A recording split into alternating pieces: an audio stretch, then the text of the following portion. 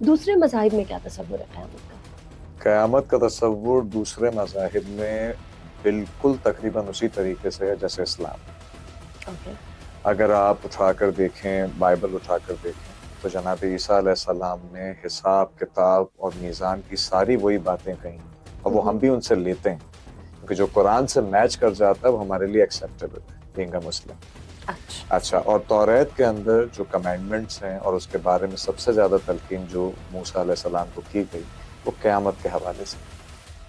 آخری نبی پہ عقیدہ، اور آخری نبی کیونکہ قیامت کی نشانیوں میں سے ہیں، ان کے بعد قیامت میں آنا ہے، اب 1000 سال بعد آئے، 2000 سال بعد آئے، تو ان پر یقین اور قیامت پر یقین، اللہ کے عدل پر یقین. کیونکہ دیکھیں اللہ کے جسٹس پر، عدل کے اوپر دنیا قائم اور اسی عدل کے اوپر ججمنٹ ڈے بھی قائم. اگر آج اللہ تعالیٰ یہ فرما دے بھائی میں رزق بھر کے دوں گا، سب کچھ دوں گا، جتنا چاہو کھاؤ، جتنا چاہو مجھ سے یہاں لے لو، بس اتنا مان لو کہ جب میرے سامنے آؤ گے یوم حساب پر میں انصاف نہیں کروں، تمہیں بھی جنت میں ڈالوں گا، تمہارے قاتل کو بھی جنت میں ڈالوں گا. ایسے اللہ کو آپ اللہ مانیں گے؟ نہیں. اللہ کے رازق ہونے پر اس کا اللہ ہونا نہیں رکا ہوا، اس کے خالق ہونے پہ نہیں رکا ہوا، اس کے عادل ہونے پہ رکا ہوا، اس کا عدل سب کچھ.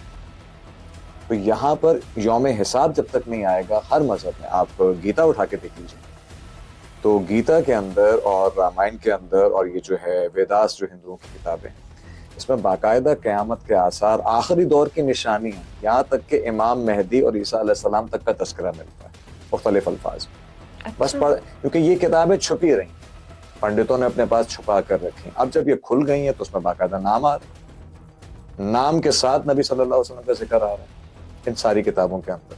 تو یہ جب کھلتی جا رہی ہیں، جیسے مثال ہے کہ چند لوگ جو ریسرچ اسکالر نکلے انہوں نے چند نشانیاں نکال کر دکھائیں، نبی کا نام نکال کر دکھایا. اب بات ہو رہی ہے قیامت. آج ہندو ہوں، ایون ایتھیسٹ ہوں، وہ یہ بات کہہ رہے ہیں کہ کلیپس تو ہوگا. ان کا تصور ہماری طرح ہی ہے کہ کلیپس ہوگا تو اس کے بعد سوال جواب بھی ہوگا. سوال جواب ہوگا، حساب کتاب کے بغیر کسی دوسرے مذاہب میں بھی اس طرح سے لیا جاتا ہے جس طرح سے ہم لیتے ہیں. دیکھیے یہ نیچر ہے. آپ دیکھیں دنیا میں امن کیوں قائم؟ مثال کی بات ہے، میں آپ سے پوچھوں آپ شریف کیوں ہیں، آپ چور کیوں نہیں؟ تھوڑا فرینک ہو کے پوچھ رہا ہوں. تو ہم بولیں گے تربیت ہے. نہیں، تربیت نہیں. اگر حساب کتاب کا سسٹم ختم کر دیا جائے، آج آپ کے سامنے میں بہت جینٹل مین بن کے بیٹھا ہوا ہوں، ساری چیزیں ٹیچنگ کا بیک گراؤنڈ ہے، میں ٹیچر سے چیٹر ہو جاؤں گا 2 منٹ کے اندر. مجھے یہ نظر آئے گا کہ میں موٹر بائک پر کیوں آیا ہوں، مجھے یہ نظر آئے گا یہ دولت کی تقسیم کیوں ہے، جب ایک ہی زندگی ہے. آخرت میں زندگی ہے ہی نہیں، حساب کتاب ہے ہی نہیں. میں آخرت کو بھول جاؤں گا، میں کہوں گا نہ ریوارڈ ہے نہ عذاب ہے. جب جینا ہی یہیں پر ہے تو میں اچھے سے کیوں نہ جیوں. ٹھیک ہے، حضرت علی نے یہی فرمایا ہے نا کہ مجھے اس دنیا سے کیا لینا جس کے حلال میں حساب ہے اور حرام میں عذاب ہے.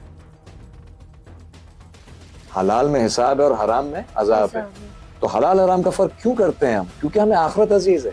ہمیں یہ پتا ہے کہ ایک دن اٹھیں گے اور اللہ کے سامنے جائیں گے اور وہاں حساب ہوگا. اسی چیز نے ہندوازم میں بھی رشوت کو برا کہا ہے، اسی چیز نے عیسائیت میں بھی اس کو برا کہلوایا، ظلم کو برا کہلوایا. ظلم کو ہر مذہب برا کہہ رہا ہے. کیوں کہہ رہا ہے؟ ظلم برا ہے ہی اس لیے کہ وہ ظالم کے ساتھ بھی برا کروائے گا. ادروائز بیلنس کیسے قائم رہے گا؟ آج بھی دیکھ لیجئے دنیا میں ٹیررسٹ ہو جائیں، کرپٹ لوگ ہو جائیں، پھر بھی وہ آبادی کا 2% ہے مشکل سے. 98% لوگوں نے جو اپنے آپ کو روکا ہوا ہے. صرف تربیت نہیں، تربیت کے پیچھے پہلا جملہ یہ ہے اللہ کو منہ دکھانا. ہندو بھی اپنے بچے سے کہتا ہے بھگوان کے سامنے جانا ہے، مثال کی بات ہے. اس سے سامنا کیوں ڈر ہے؟ کیونکہ وہ حساب لے گا. وہ جتنا آپ کا ہے وہ اتنا میرا بھی ہے، اتنا ہی وہ سب کا بھی ہے، کیونکہ وہ اللہ ہے. اگر میں نے یہودی کے ساتھ زیادتی کی ہے وہ یہودی کے حق میں کھڑا ہو جائے گا، اور یہودی نے میرے حق میں زیادتی کی ہے وہ میرے ساتھ کھڑا ہو جائے گا. سوال ہے نا اس بیس پہ کہ غزہ میں بمباری ہو رہی ہے، آپ جا کے عام یہودی کو تھوڑی مار سکتے ہیں. سوال ہے اسلام بیلنس کا ریلیجن، انصاف کا ریلیجن، عدل کا ریلیجن. جو ظلم کر رہا ہے اسی کو جواب. جی ایگزیکٹلی. مزید ویڈیوز اور پوڈ کاسٹ دیکھنے کے لیے ہمارا YouTube چینل سبسکرائب کریں. کیور پاکستان، لیو لانگ پاکستان.